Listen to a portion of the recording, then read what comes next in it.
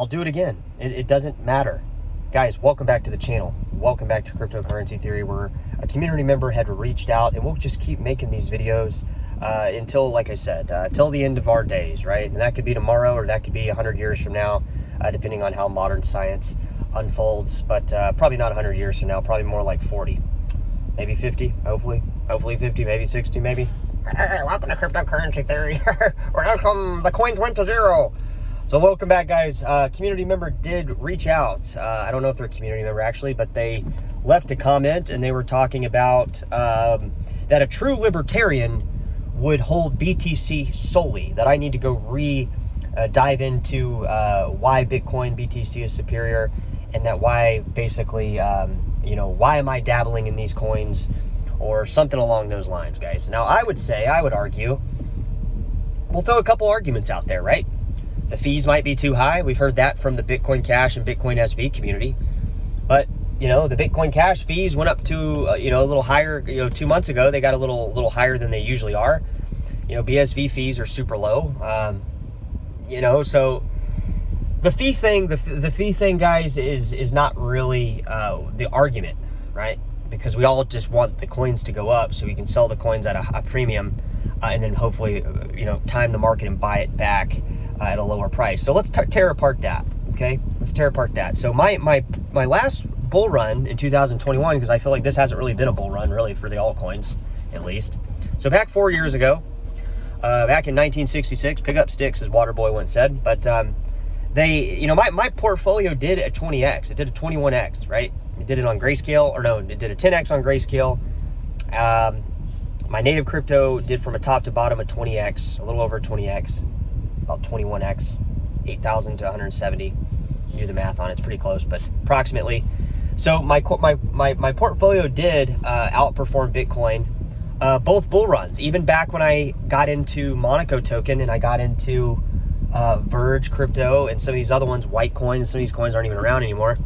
I doubled up my Bitcoin, in some cases quadrupled up. And did that. But basically, I outperformed that Bitcoin market, right? And that's what we see. We see, people argue all these different things, but really we're all searching for the same thing.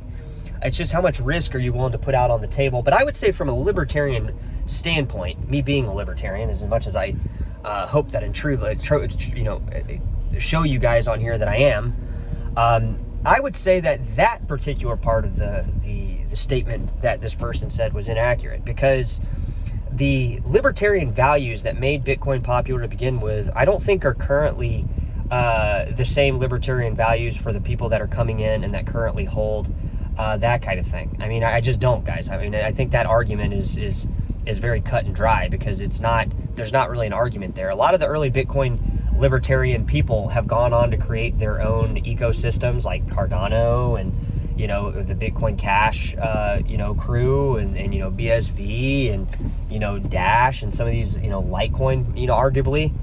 And for one, you're not going to onboard the entire world when Bitcoin's fees are sitting so high. And we saw how the Lightning Network turned out. I mean, what happened to that? And we've also seen scams. We've seen not really scams, but communities fall apart. You guys have seen the recent Bitcoin Gold debacle. It's basically unraveled. Bitcoin Gold has basically gone to zero. But there was some skepticism on the pre-mine there, just like there was with Dash. But there was some skepticism, and then the communities really weren't there. There's certain coins that I think that have kind of a libertarian stance. I think Bitcoin Cash, BSV, and Dash, and maybe like Monero, Zcash, probably, maybe Ethereum and Ethereum Classic, even though Ethereum's proof of stake. That's not a negative thing technically, because we don't know who the stakeholders are, or the node operators technically are. So we don't really know that's really necessarily a bad thing, even from a libertarian standpoint. And a lot of people in Ethereum, ETH, pre-fork, fork, whatever, Ethereum Classic, however you want to look at it, those people are still there.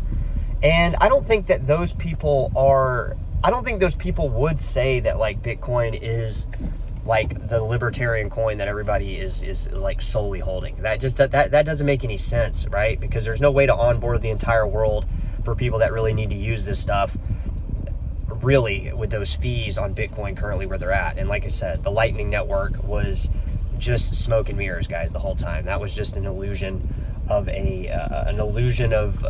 non-reality that we're currently living in. It just never was going to be reality. So I don't know about, people say, well, the market's decided, look at the market cap, those kinds of things. But like, we can look at the market cap on a lot of things. We can look at it on the tulip bubble. We can look at it at MicroStrategy back in the 2000s .com bubble before it fucking basically went to zero and popped.